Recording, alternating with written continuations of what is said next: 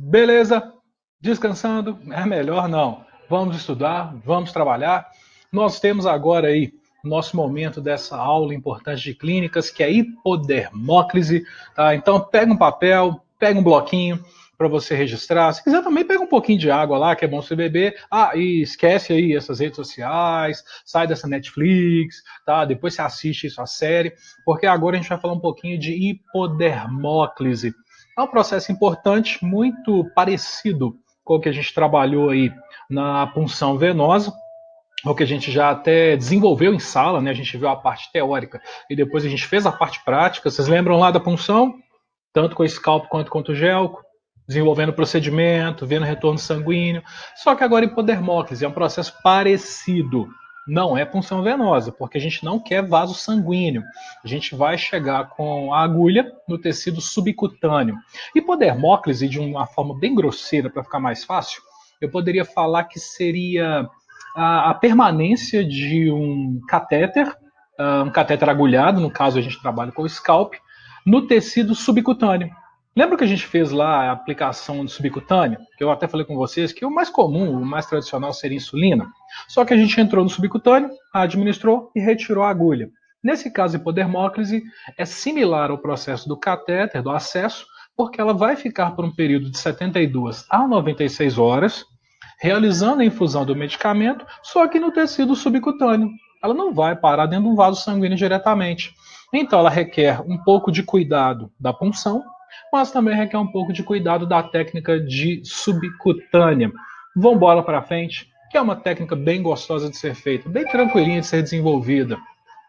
Hipodermóclise é uma infusão subcutânea, tá? Contínua, vai ser administrada de uma forma muito tranquila, como uma alternativa quando se trabalha com algum processo parenteral de alguns medicamentos, podendo ser feito aí analgésico ou para tratamento paliativo, tratamentos para a questão de diminuir o sofrimento do paciente. É segura, usando ela corretamente, sem risco de complicação e, claro, sem o custo que um acesso venoso poderia proporcionar. Pode ser feito com scalp, número 21, número 23, que a gente pode trabalhar nas regiões. Aí é claro que tem várias outras, mas infraclavicular, periumbilical, ou seja, abaixo da clavícula, ao redor da área umbilical, infundindo aí numa média de 20 gotas por minuto, ou 1 ml aí por minuto. Volume menor, trabalhar volume maior um pouco nas coxas, nos antebraços. É importante que seja verificada o local onde foi feita a punção, onde foi feita a colocação desse catéter, para não ter nenhum sinal aí de algum processo de alteração química ou algum processo infeccioso presente. O local deve ser feito, tá, com intervalo de troca de 72 a 96 horas, similar à punção venosa que a gente já trabalhou, usando o equipo de microgotas, porque a infusão é lenta, é tranquila, com uma câmara graduada. Qual que é a diferença para a equipe normal que eu mostrei em sala? A equipe normal tem a câmara de gotejamento e o extensor para ligar o catéter. A diferença é que esse vai ter uma câmara anterior, vai ter uma câmara ligada diretamente ao frasco, e a base dessa câmara de microgotas é que nós temos aí o gotejador com extensor. É contraindicado em emergência, não tem nem como fazer, não precisa, porque a infusão é lenta, é gradual, em situação de emergência você não vai fazer isso. Você tem endovenosa para trabalhar. E para quem tem aí alguma alteração no tecido epitelial, como edema, alguma questão relacionada ao sistema respiratório, e logicamente que a equipe clínica vai avaliar o risco-benefício do paciente.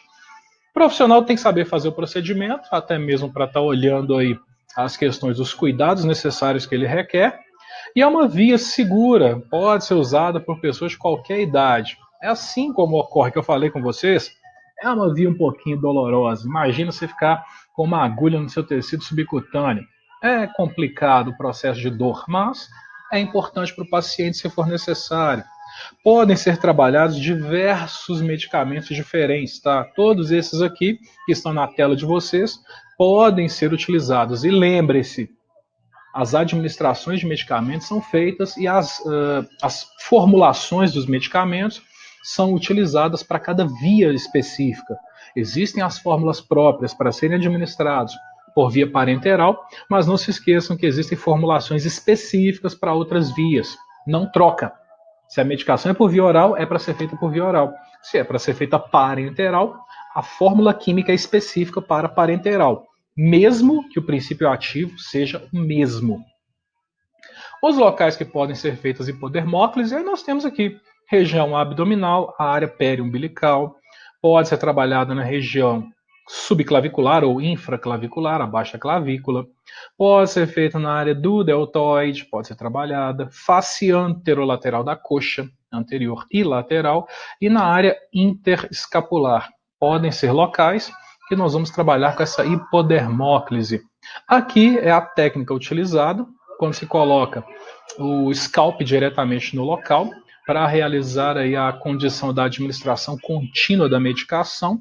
E aqui foi colocado um curativo de filme transparente ou de biofilme ou comercializado pela 3M como Tegaderm para manter o local visível, para saber se não tem nenhum sinal flogístico em desenvolvimento, nenhum sinal de infecção em desenvolvimento.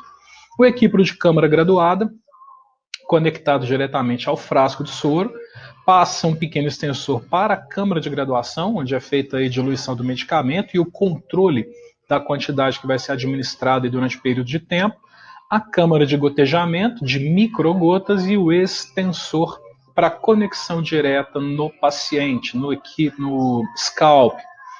As contraindicações para o quadro da hipodermóclise para fazer esse procedimento é a recusa do paciente, embora conversando com ele, explicando para ele, ele acaba permitindo a realização.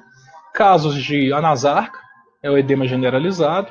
Se houver alguma alteração no processo de coagulação sanguínea, trombocitopenia grave, ou se precisar de repor volume rapidamente. E pode ainda ter associação quadros de caquexia, paciente muito magro, ascite, um edema na área abdominal, um aumento do volume abdominal, áreas onde existe uma circulação linfática prejudicada, que podem alterar inclusive no subcutâneo, se tem algum processo inflamatório, infeccioso no tecido epitelial, próximo da área de circulação sanguínea, próximo ao leito venoso e arterial, ou, claro, em área de proeminência óssea. Imagina colocar uma agulha numa proeminência óssea.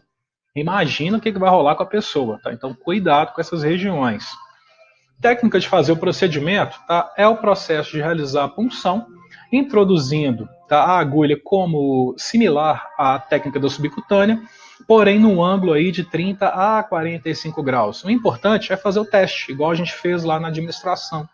Fazer a aspiração do dispositivo para ter certeza que você não atingiu nenhum vaso sanguíneo. E, logicamente, que você aspirou, não tem vaso sanguíneo, administre uma quantidade pequena, 1 ml de soro fisiológico, 0,9%, para ter certeza que não vai ter extravasamento, porque às vezes pode ser que ao entrar com a agulha você fez muito superficial, fez quase uma intradérmica, e aí não é o nosso objetivo, não é o que a gente quer. A gente quer aí uma administração na área do subcutâneo do paciente.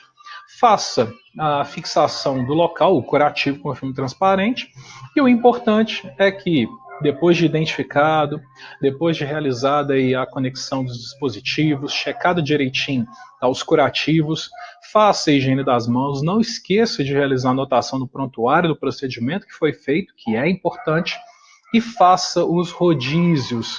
Observe as indicações do local que você vai trabalhar, se são para ser feitas as trocas a cada 72, a cada 96, ou até mesmo mais tempo, pode ficar até 7 dias no paciente. Logicamente, que você tem que observar se não vai ter nenhum sinal aí flogístico de inflamação ou alguma infecção do local.